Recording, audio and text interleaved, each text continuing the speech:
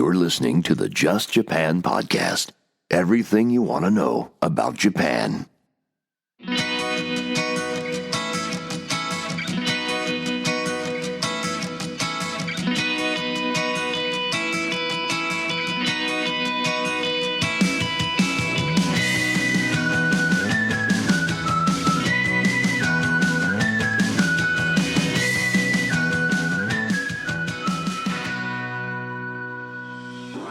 Welcome back, everyone, to another episode of the Just Japan podcast. It is I, Kevin O'Shea, your host. Long time no talk to. Hisashiburi. It is episode 229, and I am happy to be back after a long time. Apologies, but I am back. The podcast is back. It's episode 229, and I have a fantastic guest, a first-time guest, someone I can't believe has not been on the podcast yet. That's right. Joseph Tame. Joseph Tame is a Japan-based entrepreneur who has been living in Japan for quite some time. And if you are a runner and you are based in Tokyo, you know who this guy is. You may not even be a runner and you probably know who he is. You've probably seen him on TV at one point or another over the past 15 years or more. It's fantastic to meet Joseph. I've been a fan of all the cool things he's been doing for a long time. And we have a fantastic conversation. He shares his remarkable story about coming to Japan, being an entrepreneur, creating his own successful, thriving media business, and talks a lot about doing some cool running and how running and being, how shall I say, someone who liked to stand out of the crowd while running helped build his business. It's pretty neat, pretty cool story. So sit back and enjoy my conversation with Joseph Tame. All right, folks, we're back with another episode of the Just Japan podcast. It's been a long time, Hisashiburi, and it's the first time to have this guest on. It's the first time to talk to Joseph Tame. Joseph, thanks for coming on the podcast. Hey, not at all. It's a pleasure to be here. Thank you for inviting me. Yeah, that's right. I can't believe it. Over all these years, I started the podcast back in January of 2014 and had a hiatus of a few years, but I'm surprised that we never collaborated and did this, because you were doing lots of interesting things when I was living in Japan, and you still are. I was wondering if you could tell the listeners a little bit about yourself and maybe a little bit about your Japan story. Sure, yeah. Okay, this is going to be edited, right? Okay. Okay, let me start again. Sure, yeah, my Japan story. So basically, it was around 2000 or maybe 1999, and I was living in Switzerland. I was working as a waiter. I'm 1/8 Swiss. And when I was working as a waiter in a hotel there were a lot of Japanese tourists who would come and stay at the hotel. And we had to serve them with a 3-course meal in 35 minutes. So just your typical Japanese whistle-stop tour of Europe. Okay. And so I made a lot of Japanese friends during that time. And until then, to be honest, I didn't really know anything about where it was. And I'm going to pause there for a minute. Are we still getting a delay? Yeah, that did. There was a delay. Okay. There. Let me switch my network. Okay. And then we'll go again. Sorry. No problem. Okay, maybe Docomo is going to be our best bet. So, okay. I need to unplug the Ethernet just like that.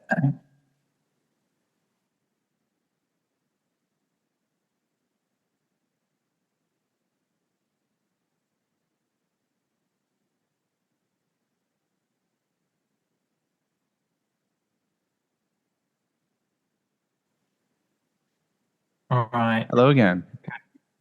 Hello again. Right. I believe that is now. Oh, how are we doing? Okay, so far so good. So far so good. So far so good. Right. Okay. Yeah. I'm also recording it on my iPhone. I'll send you this. Oh, okay. I started recording it just as you've recorded it on Zoom, so I can send you a copy if it helps. All right, let's go again. Okay. All right. So yeah, my Japan story. Yeah, so my Japan story, basically, I was working in Switzerland as a waiter in my late teens. I was actually trying to hitchhike to Australia from the UK, but I only got as far as Switzerland before I ran out of money. So I went knocking on hotel doors, and a very scary lady, Frau von Aumann, with her Alsatian dogs, opened the door of the Hotel Kleine Scheidegg, which is halfway up to the Jungfrau, which is where a lot of Japanese tourists go on their whistle-stop tours of Europe. And she asked me, "Yes, what do you want, little boy?"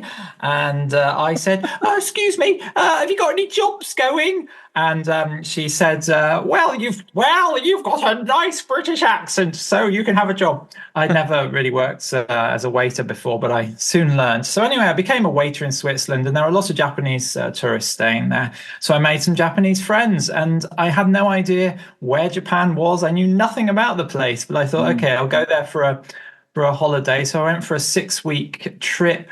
I hitched all over Japan. This was back in, gosh, I don't know, 1999 or 98, something like that. And I just had a great time, and I decided I wanted to come back. So I got a working holiday visa. It was the first year they'd ever been available for Brits. And I spent a year here. I was teaching English in Tokyo. I was working at a B&B, a pension in Hokkaido. And I had a great time, and I really wanted to stay here, but I didn't have a university degree, so I couldn't get a visa. So I decided to go back to the UK and study Japanese. So I studied Japanese for 4 years at the University of Sheffield. And that's where I met my wife, Satoko, who was doing a master's degree in intercultural communication. And her master's thesis was in international marriage. So we're still continuing with that case study. The research continues, yeah. Later. The research continues, absolutely. So so that's how I then ended up here. And I graduated and we got married and moved back here in 2008.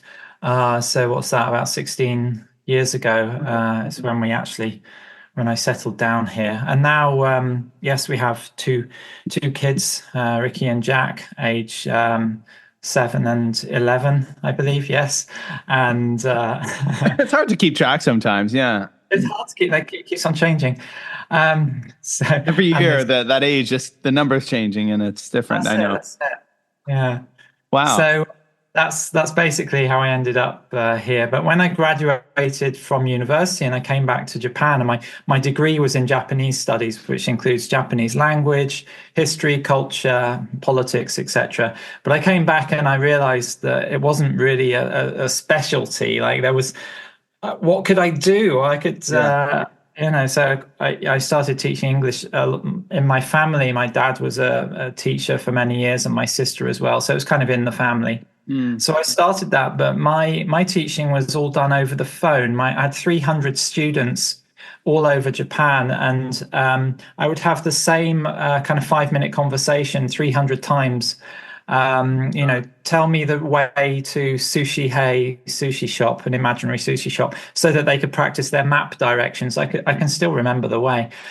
These kinds of conversations. So that was kind of driving me a bit crazy. But I was doing this job with another chap, George from Australia. And so we started actually doing a podcast in our spare time. To be that for that creative output. And that's at that time when Twitter was just taking off, the iPhone had just been released. Yeah. And wow, you were there. It was all happening, right? Yeah. It was good fun. And so that's how I then started moving into like video production and stuff like that. And stuff, yeah. Which is how I came across you originally. I mean, I actually came to Japan also in 2008. I'd been in Korea for 5 years previous to that. I met my Japanese wife in Korea, and then a little stint in Canada in between. But it was interesting. Those were the I was into YouTube. I was now as the kids would say, I was a YouTuber. Back in 2006, I posted my first video like in October 2006, and when adopted that early, and I kind of vlogged, air quotes. I was vlogging. I was watching some of my older videos from my days in Korea, and pretty cringe, but at the same time, I was doing stuff like that not many people were doing. And then I was, very immersed in the online community. I can remember 2010, I got into the Tokyo Marathon, and I it also happened to be the same weekend they had launched. Well, just previously they had launched YouTube with something called the partnership program, where you had to be invited to be monetized. If they invited you, you could make the money. And the bar was pretty low because at that time, I remember in Japan, Japanese people would not make content. Japanese people would only put up like videos of cats. They didn't want to be seen, right? Japanese people didn't want their faces on camera. So the kind of big YouTubers in Japan were all foreigners. So I got invited to that. I can remember going up to the Google headquarters in Tokyo at the time, and it was the day before the Tokyo Marathon. I got up there and I met like Hiko Simon and Eric Surf Six and Tokyo Kuni, and all these guys were there. And I can remember I was sitting at a table beside Hiko Simon, and he was on his laptop feverishly typing on Twitter. And I was like leaning over, like, "What's that? What are you on there? What's that thing?" He was like, "This is called Twitter." I'm like, "Oh wow, tell me more." And he did. And he was like, and I had my brand new iPhone 3GS, and he was like, "Let's get you on Twitter." And like he showed me, I downloaded the app and opened an account that day. And then I can remember, obviously, before that, I became connected with you. Kind of, I'd watched you do your thing. But your running thing. But maybe we can get more into that running thing, which is something that I've just started kind of getting back into. And we can talk more about that in a little while. A lot of, for me, injuries and bad health kept me away from running for many years. Maybe but yeah, so before we get into the running, I'm just curious, what do you currently do? You're not a teacher anymore. What do you do in Japan now? Yeah, so now I have a creative agency and video production company, started by myself and Satoko in our spare room all those years ago. It was 2011 when Oh, we wow. founded the company, and it was actually on we'll talk about the Tokyo Marathon afterwards, but it was as a result of Tokyo Marathon and Twitter and things that the company came into being. Okay. And the first 7 years or so was just the two of us, and occasionally working with friends. We initially started off doing live streaming, video production, and translation, animation, and it just kept on kind of growing. And then in I think it was 2018, our Ricky, our older son, was kind of playing with all the equipment that we had at home, all the video equipment and stuff. And we're like, oh, maybe it's time to actually get an office. So we moved out into a little office above our local dentist. Every morning we'd come in and there'd be this weird kind of pungent smell, kind of a bit smoky. We never figured out what it was until a few months later when the dentist told us it's the smell of baking dentures that he was like baking overnight. So Wow. okay, Okay. yeah, nice. Anyway, we moved out of that office after about 9 months because the company was growing. There was then five of us. We decided to start hiring people. So we hired a couple of friends. One was a DP, videographer, and one was an editor. Both still with us, and then it just continued to grow. And then since then, it's grown. So we have 25 full-time employees. Oh, wow. We have 3 floors in this where I am right now in our office. We recently rented another floor, which has got it was a cafe, and we were always having meeting. We were always using this cafe as a meeting spot. So it kind of made sense that when it became available, we decided to rent that as well. So it's kind of cool because we've got different spaces. We have one floor which is full of plants, but it's also like our main work floor. And then we have a second floor, which is kind of more creative and open with bean bags and, the usual stuff, and half of it full of video equipment, and then our kind of meeting space downstairs. So it's been an absolutely wild ride. I mean, Satoko and I never dreamed that it would come to where it is now.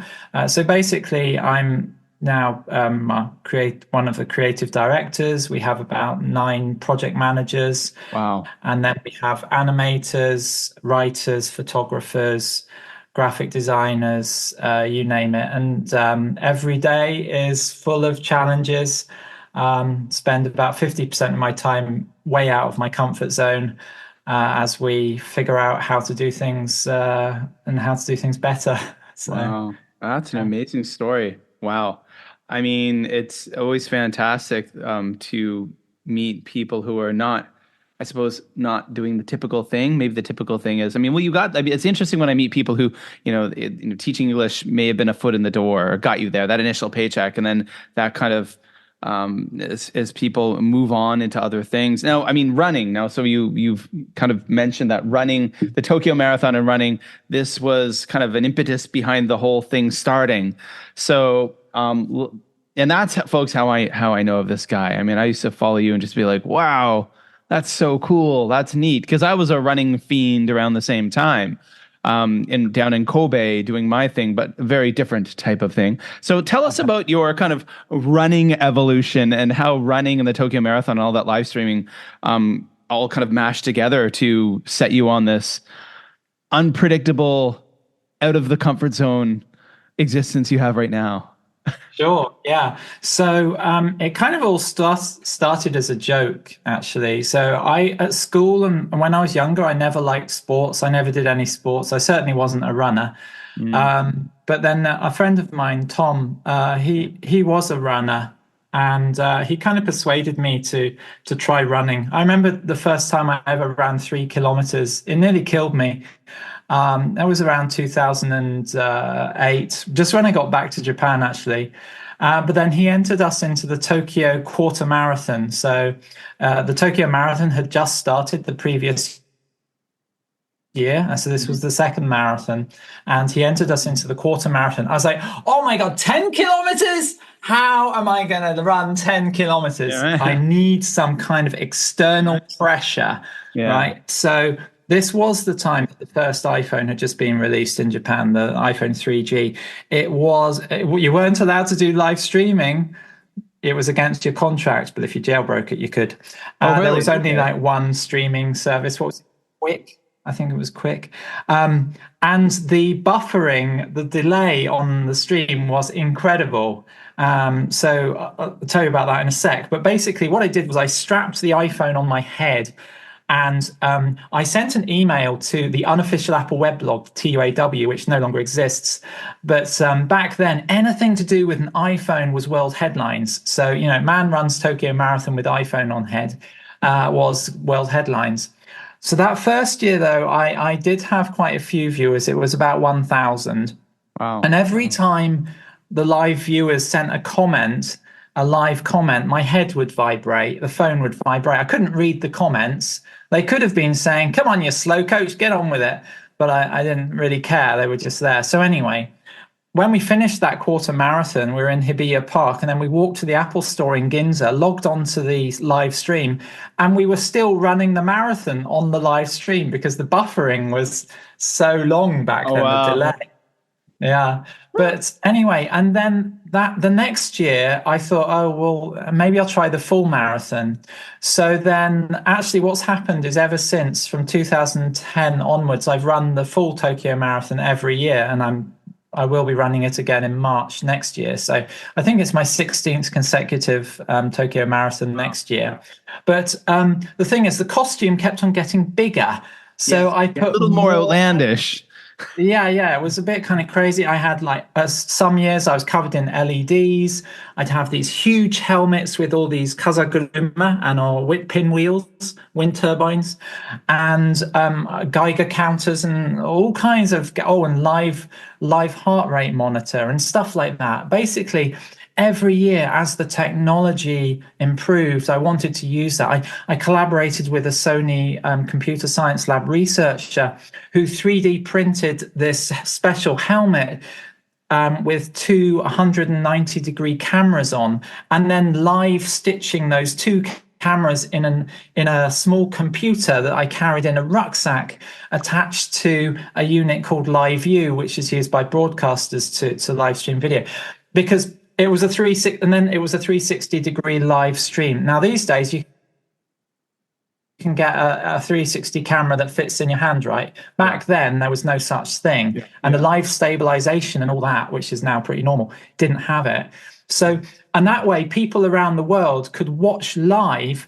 They could put a headset on or on an iPad or something, and they could look all around them during the live marathon and see around me as I ran. So it was very exciting. It was also extremely heavy. Yeah. And because I would be talking non-stop, it meant that if you have to talk non-stop while running, it really impacts your pace because of your breathing. So my times with the Tokyo Marathon were always, I think the longest was 6 hours 30 minutes. Oh wow, okay. At one point, I was the sweeper bus was like right behind you. That's right. That's right. See those Hattel bus? No, get away from me. At one point, I was the last runner in the entire race at the 30-kilometer mark. I got through the gate 9 seconds before they closed it. And I'm like, hang on a minute, I'm still running here, because they were cleaning up the course in front of me.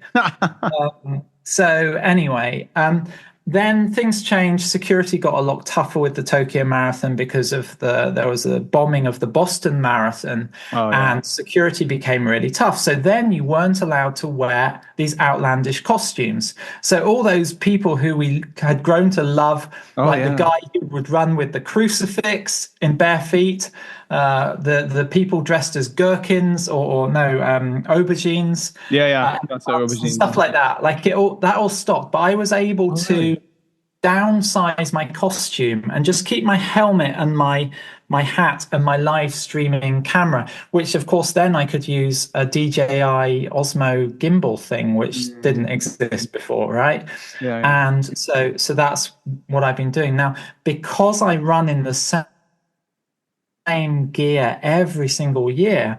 It's got to this stage where I'm quite well recognized within the Tokyo Marathon community. So one day a year, it is amazing. I feel so fortunate that for one day a year I can run the streets of Tokyo, and there's 1 million people supporting, and so many people know me and will be like, it's Joseph again. Hey, Joseph's here this year. And it's I get so much warmth from that. There is one person, I believe it's a guy, who supports me every year. And I feel we have this really strong relationship, but I have never seen his face or her face, never heard his or her voice. But it's a person who wears a gold Buddha mask. And whenever they see me once a year, they just make this gesture with their fingers, and I do the same to them. I was like, oh my God, like once a year. Wow. Are they like in the crowd? They're one of the supporters, like just sitting on the side of the road? Yeah, they're always just, they're just by the side of the road, but they're so distinct. They're the only person who wears that costume. Wow. So things like that happen, and it's such an incredible boot. You can see how excited I am talking about it because it just means so much. So that whole Tokyo Marathon thing then led to people saying, oh, do you do live streaming video as a service? And I'd say, no, I just strap an iPhone on my head to force myself to run the marathon, because if you've got a live audience, you can't give up halfway through. But it got to the point where there was one year where I had 40,000 live viewers. That's wild. And my live stream was on the top of Ustream.tv, which back then was the big one, right? Yeah. No longer in existence, bought by IBM. But it was the Oscars live on the left of the top page, and then it was Joseph Tame runs the Tokyo Marathon right next to it. And then CNN sent along camera crews. We would do stuff with national TV in Japan every year and stuff like that. So it was on the back of that people were asking, how do you do it as a business? And I said, no, but hey, there's an opportunity here. So that's why we set up the company. And then I was able, with my business cards, I printed on the back of every card was a picture of me in my crazy Tokyo Marathon gear. So I could go into these kind of, some of these big companies, and that would help break the ice. And I was able to go into meetings with Japanese companies and not have to feel so stressed about needing needing to use like really polite Keigo Japanese and things because I could tell the story of the marathon, and everyone would be kind of like, oh, okay, this guy's a little bit chill. We can kind of relax a bit. So the whole Tokyo Marathon thing really helped us break the ice and make new connections and find new opportunities. That was never the plan. It wasn't intentional. Yeah, it just seems like these opportunities just appeared from doing this initial wild thing. And I mean, that stood out to me, you doing that. And I can remember, I mean, I never experienced anything like that on that level, but there was a year I wore like a fugu hat in like, in Osaka Marathon, and the crowds are all just cheering like Sakana-kun ganbare, and it wasn't quite one of the official Sakana-kun hat, but it was like maybe a Don Quixote kind of fugu hat. But the attention I got, and I still remember, like, because I ran the Osaka Marathon maybe 5 or 6, 7 times, and I do remember seeing the same guys. You'd see those people with like the geita that are like that tall running, or the single geita, and all these like really wild people doing these things. You're like, that guy, I remember that psycho from last year. Yeah, right. Yeah, I remember that. Are costumes back in, by the way? Are people allowed to wear costumes now? No, still the same, still pretty strict. So, but I mean, that's been quite helpful for me because then I stand out. And what I actually do is at the beginning, my costume, my kazaguruma, my pinwheel is a very small one. And during the course, it actually gets bigger thanks to the help of my supporters. But things like the mayor of Tokyo, Koike, like she'll see me at the beginning, at the start every year, and she'll be like, "Oh, Joseph Sam, like, you're here again." Wow. It's kind of crazy. And also the race director as well, Tadhayana. I think he knows me as a troublemaker, it's really cool. And then on the back of that marathon thing, other running related projects then emerged. So, for example, Wyden and Kennedy, Nike's main creative agency, they came to me and they said, "Hey, Joseph, can you come in? We've got an idea." And I went into their offices, and there was this whole presentation of Joseph Tame doing GPS art for Nike, and I was like, hang on a minute. What is this? I didn't sign up. So I mean, the running art thing, and guys out there, everyone listening, this was another amazing thing I remember during my days in Japan as a runner. Like, so that was presented to you by Nike. Yeah, so I had been doing GPS art myself. Okay. And I mean, these days, you look on, I was just seeing on Threads yesterday, like this Strava artist who's done amazing like animations by each day running a different route, and basically the way it works is you use GPS to track your route, and the GPS track on the map is a picture of something that is the outline of something. I saw someone yesterday, they'd done a whole series of very similar runs, but each one's slightly different, and then they put them together into a video, and it's like a stop motion animation. Flipperama. Anyway, but back then this was a whole new thing. No one else was doing it. And so I did a whole series of different designs around Tokyo. The reason I started it is because I found running by myself long distances while training for the marathon really boring. So instead of running up this really tough hill thinking, oh my God, this hill is really tough, I'd be running up thinking, wow, this elephant sure has got a big bum, as I drew a picture of an elephant or something like that. So Wyden and Kennedy, Nike's agency, had seen this, and they called me in, and the plan they had was that for every time someone liked Nike Japan's Facebook page, the running Facebook page, I would have to run 100 meters. And I was like, hang on a minute, I have not signed up for this. And you know what? It had initially been a joke in their office, but then it actually happened. So I ended up running a distance of 11 marathons in just over a month. And there was all sorts of things happening. We went on TV. We got suggestions from the public. One of them actually was during this TV show, live show, one of the viewers suggested I draw Nihon Retto. And I didn't know what Nihon Retto was. It means the map of Japan, basically. And so they said to me, "Oh, Joseph, Nihon Retto, are you going to draw that?" And I was like, Yeah, okay. And afterwards, I looked it up. I was like, oh my God, I just committed to drawing a map of Japan. That's huge. And Yeah. ended up drawing this huge map of Japan over Tokyo and Kanagawa, and then we did lots of other animals and things like that. So that was pretty cool. And then later on, I did things like I became a running Christmas tree because I wanted to get some positive news on the news at Christmas time. So 3 months beforehand, I started building a Christmas tree that I could wear. It became incredibly heavy. Well, it was about, I don't know, 25 kilograms, 1,000 LEDs, 100 batteries, totally impractical, very difficult to get in and out of.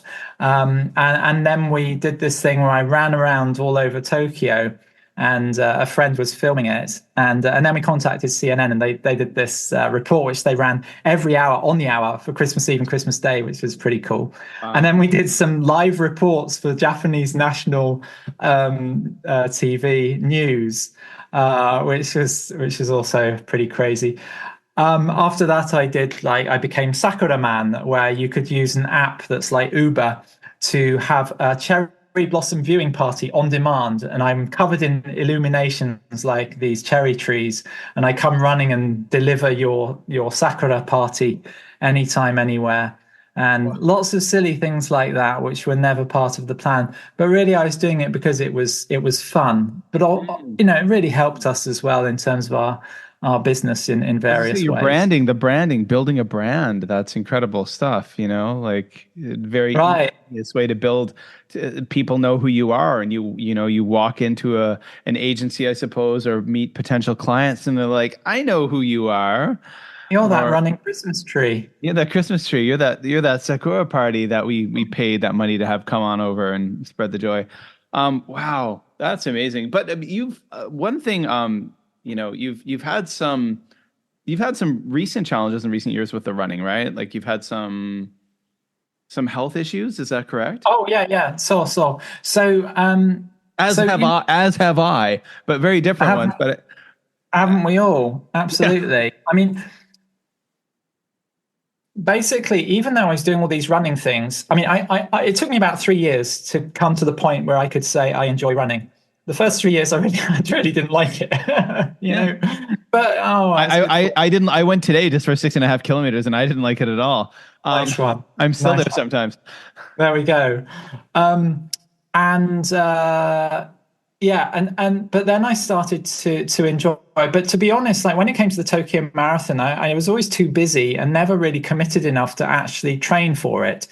So all my races, and apart from the fact that I was live streaming and stuff, I was always really slow anyway, and it was really, really tough. And there were a couple of years where I thought, I'm not going to make it to the end. So don't get this image of me being this super fit runner person, because I'm not, totally. Like, it was just one thing I did, but it was not really. I would never have said, I'm a great runner, because I wasn't. But then it was about, was it 2 years ago now? A little over 2 years, I think it was 2 years ago, where so I have this history of dislocating my shoulders, and I believe it's because I have epilepsy. Now, I haven't had any seizures for many, many years, but when I was a teenager, I had these really violent seizures, and I would thrash my arms around when I was asleep, and it seems that loosened my shoulder joints. So as an adult, I would be putting a coat on or a rucksack, and I would dislocate my shoulder. And it got worse and worse to the point where there was one day when it happened when I was just putting my coat on, and then I was paralyzed. I fell to the ground. It was so painful, and I was paralyzed in our genkan, in our entrance at home, and was rushed to hospital. And basically the doctors said, look, you need to have it operated on. If this is obviously too dangerous now. So what they did in my right shoulder, they fixed some anchors into the bone, and then some kind of nylon cords that basically ties my arm on. Oh, wow. So my right arm is tied on. Now, this was during COVID when this happened, or towards the end of COVID, and I was hospitalized for that operation for about 10 days. And it also coincided with me having, debating whether to have a midlife crisis. What's the meaning of life? One of those phases. These days, it's just best not to think about it. And should I go and buy a red sports car or do something really stupid? And this period of 10 days in hospital gave me the opportunity to reflect on many things, because no visitors were allowed, and it was really it was like a retreat, aside from the fact that I couldn't move my arm. And during that time, I decided that I was going to use that as a kikake, a point in an inflection point, a pivot type thing, and I was going to get fit. Which I'd never really been before.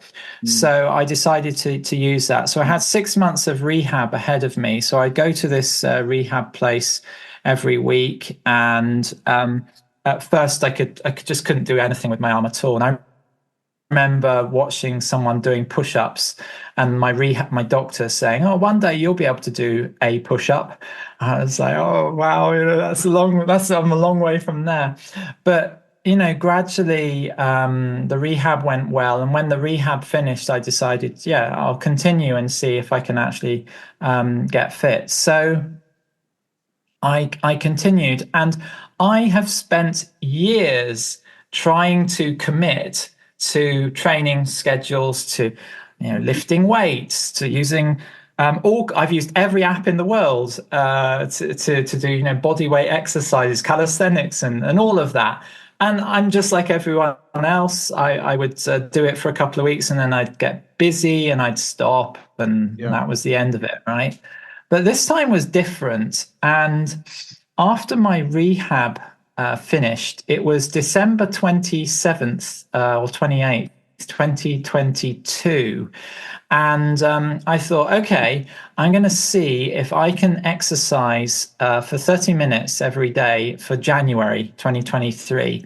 And I got to the end of January, and I was like, oh, wow, I actually managed that. You know what? I'm going to try until the end of March. I didn't tell anyone I was doing this. This was just, I just got to the end of March. I was like, oh, this is going all right. And by this time I had 3 months of having reached my fitness goals every single day. I was like, oh, well, I can't break my streak now. Yeah. So fast forward, here we are now, 1 year, 11 months later, and I'm still doing it. So last year I missed my goal. I think it was 5 or 6 times, mainly due to getting carried away with my work and forgetting that I needed to do do my exercises. And this year I think I missed it 4 times so far due to that, or one day I was ill. But so it's become this really fun game that I play with myself. Sorry, that sounded weird. It's become this really fun thing where basically every single day I have to think ahead. Okay, how am I going to do 30 minutes of exercise? And I'm using my Apple Watch to measure this, by the way. So my Apple Watch is measuring any kind of exercise. It could be running, it could be lifting weights, it could be doing star jacks, whatever it is. Yeah. It's pretty flexible. And my second goal is a certain number of active calories every day as measured by my Apple Watch, 560. And unless I do something really active, I won't hit that goal. So I need to do something really active. So every morning I think about, okay, how am I going to do it? So yesterday, for example, I knew I had a busy day ahead. It was 5 o'clock in the morning when I woke up, because I always wake up early and go to bed early. And I was like, how am I going to do it today? Okay, I guess I'll go to CrossFit. So I booked my place for 7:30 a.m. It got to 7 a.m. and I was like, oh my God, it's so cold outside. I don't really want to go to CrossFit. But if I don't, then I won't finish my goals. So I went to CrossFit. This morning, I went for a run outside, as you did. It was very cold and miserable here, but I still did it. And basically, this is a way to it's just a mind game. It's just a Yeah. game to Yeah. make me do it. And you know what? It's been so effective that my average daily exercise is now this year. I think it was is it 74 minutes over Mhm. the past 12 months. So the minimum is 30, but I usually end up doing more.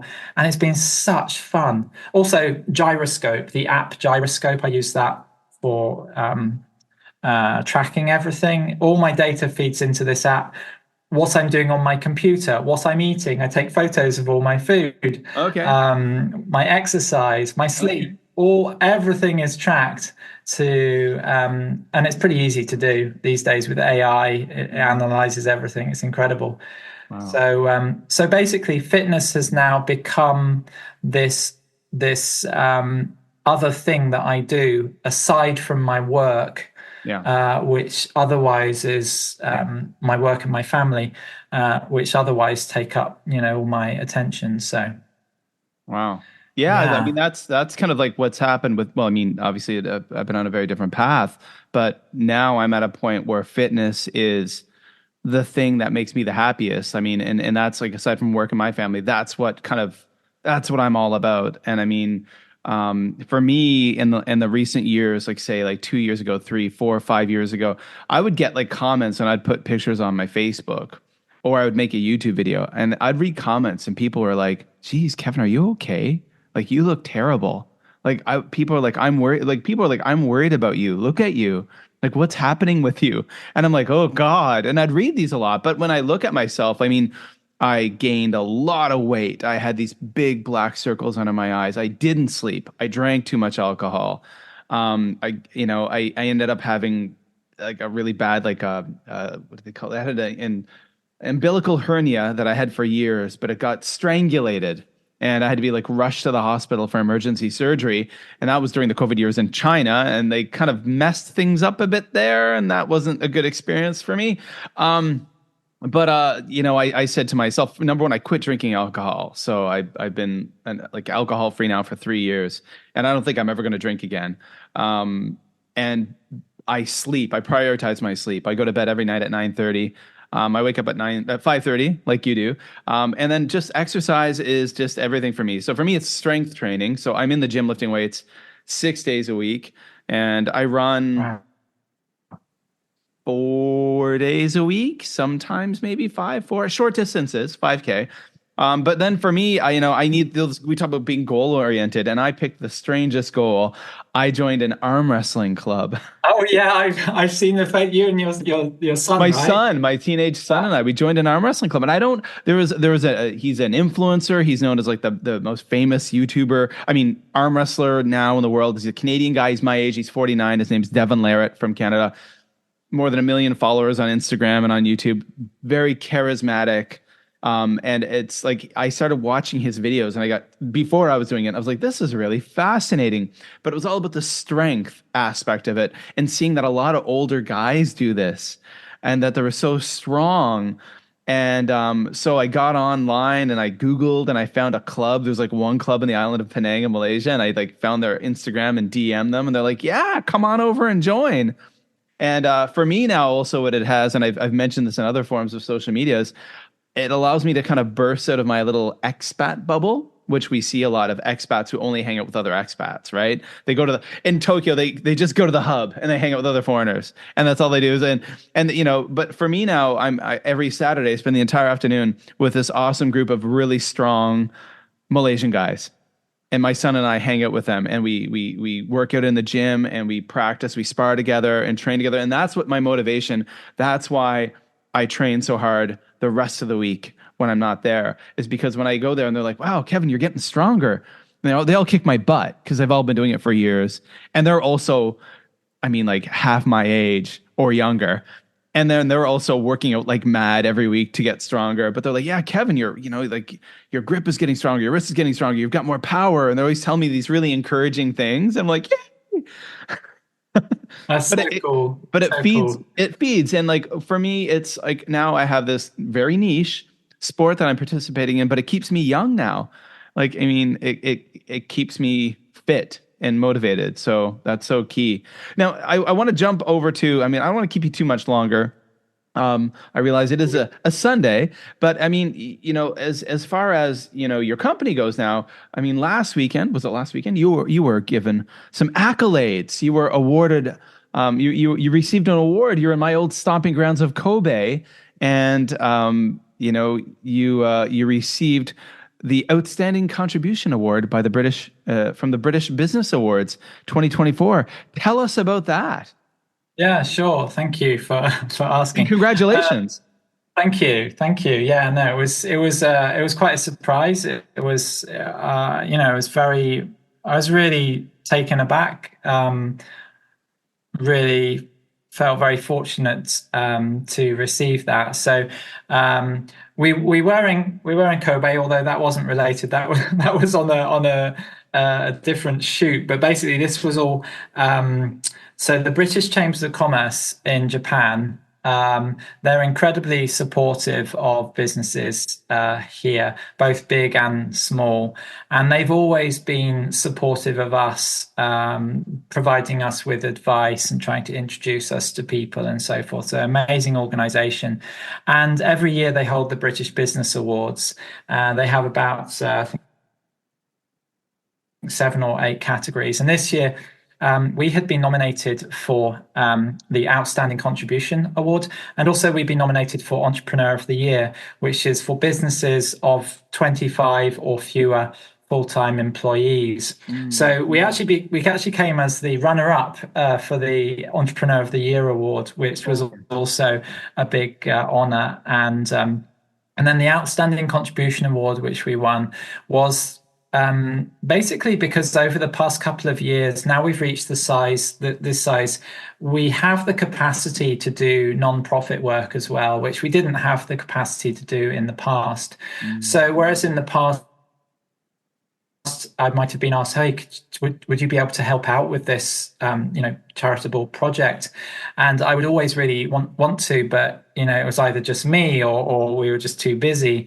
But now that's changed a bit. So over the past couple of years, we've been documenting the activities of an organization called Mirai no Mori.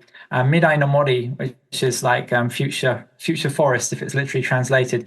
But it's basically a charity that's set up for children in Japan who live in foster homes or in care, whose parents either, they're not around, or they're just unable to care for their children for some reason.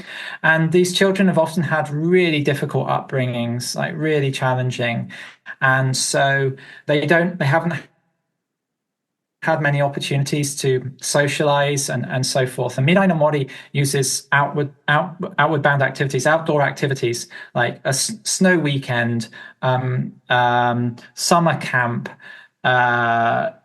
canyoning, rafting, craft days, all kinds of things. And these children all come together with a lot of caring adults and volunteers, and do the most amazing things. I've seen these children who are very introverted and quiet, or they don't know how to interact with others in a kind of not in a positive way, really come into themselves, and they're jumping off these huge rocks into rivers, and they're coming up with ideas, and they're just being really caring. So Mirai no Mori has done an amazing job over the past 10 years of supporting children in need. So we've been supporting them by documenting all of these activities to create videos to help spread the word about their work. And this year, as a part of that, we also documented, there's another organization in Tokyo called the Knights in White Lycra. And it started off as a bunch of white British expats. But now it's more inclusive, who do a 500-kilometer sponsored bike ride. And we made a documentary of following one of those riders, who is also the lead singer of a AC/DC cover band, and a business owner. I remember you sharing this on social media recently. Yeah. Yeah. Yeah. So we made this 15-minute documentary following his journey. But we've also supported other organizations such as Tokyo English Lifeline, which is kind of like the Samaritans for English speakers in Japan. And we Okay. made a series of videos for them. And then I also, as a business owner, I'm often being asked by people who want to get into the creative industry for advice and things. And so I'll do kind of regular one-on-ones and try and share helpful information and advice with people, and also, of course, the Tokyo Marathon. I get in through the charity option every year, and also now the Tokyo Legacy Marathon. So we've raised quite a lot of money for charity through that as well. So yeah, basically, it's trying to be a good member of the community and supporting UK-Japan relations, which we also do through our business and so forth. So, yeah, it was a really nice acknowledgement of all the work that Satsuko, myself, and the team have put into growing the business. Yeah.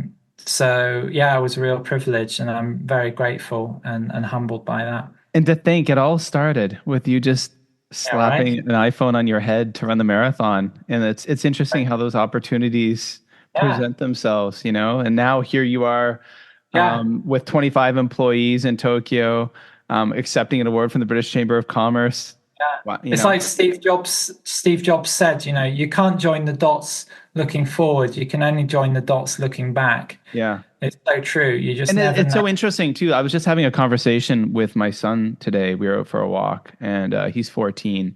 And like any typical 14-year-old boy, he loves playing video games and stuff. And he was talking about how so many of his friends talk about becoming famous professional e-game, esports players and gamers, and so many kids. My daughter, who's 11, talks about how so many of her friends want to be famous influencers. And it's really interesting how there's been this kind of, you get this shift, or maybe kids have always been like this, but wanting to be famous. But that's the plan. That's the purpose for going into everything.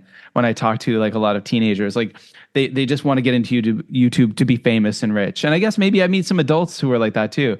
That's always in their mind when it's just like, just do things, be creative, and for the sake of the creativity and the sake of the joy. And that's when things will potentially happen. I think that's when you have that whole attitude, like, I'm going to become a podcaster so I can be rich and famous like Joe Rogan.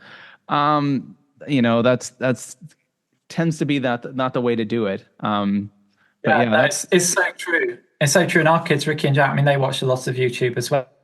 mm, And, following Mr. Beast religiously and stuff like that. yeah, yeah, yeah, But it was quite interesting that back in the day when I was in the media a lot more and with doing these extravagant costume things. yeah, Back in the day, I remember people saying to me in the community, "Hey, Joseph, why don't you become a YouTuber?" This was when yeah, being a YouTuber was not quite a thing, yeah. as you were saying earlier.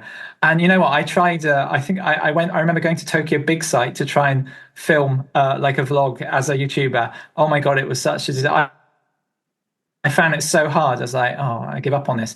And then there's also this thing in Japan, of course, foreign talent becoming celebrities on TV. And there's been, a few notable people over the years. Why Japanese people? And so I've kind of felt that pressure at one point to become someone. And it was only when Ricky, our first son, who's now 11 years old, it was only when he was born that I was like, hey, you know what? I don't need to do that. I'm just going to be a dad. I'm happy to be a dad. And up until that point, I've been quite frustrated with trying to be someone, or trying to figure out what I was going to be. And when I just decided, I'll just be a dad, that's actually when our creative business gradually took off. And it just was natural. It was over time. There was no big plan. But you just need to, like you say, just keep on doing what you're doing. Hopefully make it something that you enjoy. Yeah. Be a good person. Yeah. Who knows where it's going to lead? Well, I mean, I had those dreams when I lived in Japan as well of being that famous YouTuber or that, person. There's been people who've made successful livings doing this now. In the early days of this podcast, I was fortunate enough. I mean, there weren't many Japan podcasts, in the 20 13, 14 era. And I was lucky enough to make friends with Anthony Joe, who at the time was the editor of Gaijin Pod. And he just loved Anthony Joe. He just loved what I was doing so much. Like he was my biggest cheerleader. And he made me a regular contributor and to the Gaijin Pod blog and stuff. And like because of him, like the podcast just took off and took off and took off and took off. And I had to earlier on in the days of this podcast, I was getting I'd upload an episode, I'd have like 10,000, 20,000 downloads like in a couple of weeks. And at that point, unfortunately, there was no way to monetize really. It wasn't like now where everyone's got ads and stuff. And now, I mean, we're in a state of affairs where there's so many Japan podcasts and really good quality ones. I don't get that kind of listenership at all anymore. But I focused, I stepped back from the podcasting and content creation and focused on my career as an international school teacher.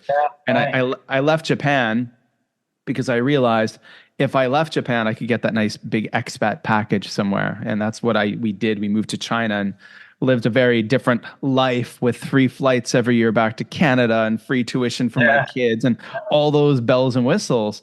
And I focused on that stuff. And it wasn't until late last year I decided, you know what, I want to bring back the Just Japan podcast because I just miss doing it. And I mean, and I pay $20 a month to host this. I've used Spotify for podcasters. It's not so good. But I do that and I don't make a penny. I spend pennies, but that's fine because I enjoy doing it. It's a fun hobby. If anywhere, and I have a lot of other podcasts too, but if that ever at any point takes me somewhere, sure. I mean, I got to go to Thailand earlier this year and do a big presentation at a big conference about podcasting and storytelling, and that was all taken care of. And so sometimes although I'm not rich and famous, it does this hobby of mine is taking me places, Yeah, that's cool. And speaking of places, before we wrap up, I'm curious, you were in the Noto Peninsula last weekend. Yeah, so the Noto Peninsula, which tell us is about that. on the northern, it's in the middle of Japan on the north coast. And of course, they had a huge earthquake there on 1st of January 2024. And then a couple of months ago, they had torrential rain, crazy torrential rain. So they've had this double disaster. The earthquake was huge. One of the biggest earthquakes since the 3/11 in 2011. But basically, it's been really tough for them because it's such an isolated location. It's really difficult to get to being this peninsula. There's one airport. It only has one flight every day. That's between Noto and Haneda. So there's only 300 people can get there and back by plane each day. And driving takes 8 or 9 hours. And the roads, of course, were completely cut off following the disaster. So this is again connected with the British Chambers of Commerce. But basically, Noto Peninsula needs people's help. It needs help. It needs volunteers. It needs to rebuild. And we were really shocked to see that there are still people living in emergency shelters, in a school gymnasium where it's divided up using cardboard boxes for privacy. There's still a whole community living in one of those gymnasiums. Oh, wow. They still don't have running water. One village that we visited, it was shocking. The entire cliff, the entire sort of mountain behind the village just collapsed because the earthquake loosened a lot of the ground around there, and the ground is quite sandy. It's not like granite, right? So the earthquake loosened it, and then when the floods came, that was it. They just came right down. It just buried in all these houses, and it was quite eerie to visit this abandoned village, which a year ago was everyone was living there, and now it's shocking. So there's quite a few programs going on there to help with the recovery, but all the same, there's still so much to do. So we were only there for a couple of days. We will be going back. We were shoveling mud out of the basement of a family. We helped repair the shoji doors, the paper outdoors in someone else's house. We did a photo project. And we're making a video to document some of this to share it with the outside world because they still need so much help there. And it's just going into winter now. It's going to be really, really tough. But that's basically a continuation of our non-profit work. And also it gives my team the opportunity to do projects that are quite different from our normal work. We do a lot of our businesses with large corporates. We do a lot of CEO interviews or other executives, various video content and graphic design. We also have been doing some work with Netflix, which has been really interesting, going behind the scenes when they're filming series or feature films. And also things like when Monkey D. Luffy came to Japan to meet Oda Sensei, the creator of One Piece. We were there to film all of that, and our kids are very proud of the fact that Luffy has ridden in the back of our car. But anyway, so there's this mix of our regular work, which then enables us also to do this non-profit work, such as what we're doing with Noto projects. Wow, that's fantastic. So many different things. I mean, so many different things. It's never a boring moment, never a dull moment, right? No, it's not. I mean, at any one time we have 50 or 60 projects ongoing, and I just can't keep up with them. I'll be on, I might be on Instagram and I'll see something on Instagram and I'll be like, oh, I guess we created that, and I haven't seen that before because someone at a different team has been managing it. So it's kind of cool and surreal that it's reached this point, but I think it's just the beginning. Actually, we're currently building our animation team up. We'd like to do some more kind of commercial stuff, video and animation combined, which we haven't done so much of in the past. But the important thing is that everyone enjoys what they're doing, and everyone's learning and progressing, including myself, because I've got so much to learn. I feel so blessed to be in Tokyo, in this safe city with a great infrastructure and great people. I feel very blessed. It's been really an amazing 16 years or whatever it has been up until now, and looking forward to many more. Yeah, that's amazing. Wow, what a great story. Joseph, I'm wondering if people want to follow what you're doing and see these different things, where can they find you online? Where can they find Wild Tame, you personally? Where can you point us? Sure. Yeah, so me personally, my handle always has been Tame Goes Wild, and that's on these days. I'm primarily using Instagram, and then I started using Threads. Okay. I do have Facebook pages as well, but they're just linked to Instagram. Twitter, I lost access to that account. All the stuff is still there, but who wants to be there anyway these days? Actually, I tell you what's popping. Blue Sky is popping. Blue Sky, I'm loving it. I haven't. Are you? Oh, it's like Twitter back in 2009 and 10. And I mean, the mass migration, the exodus has begun of people leaving Twitter and coming over, leaving X. So I had a Blue Sky account for about a year now. And I'd post something and it would be like, oh, not a like, nothing. And then in the last 2 weeks, I've gone from about 80 followers to almost 500. Wow. Yeah, it's interesting. Yeah, I should check that out. So Tame Goes Wild. Our company is Wild Tame, and so if you just Google Wild Tame Creative Agency Tokyo, you'll find us there. And also on Instagram, we are. I think we're Wild Tame Team. We couldn't get Wild Tame, so I think we're Wild Tame Team. Okay, but that's the main place we're at. Yeah. Fantastic.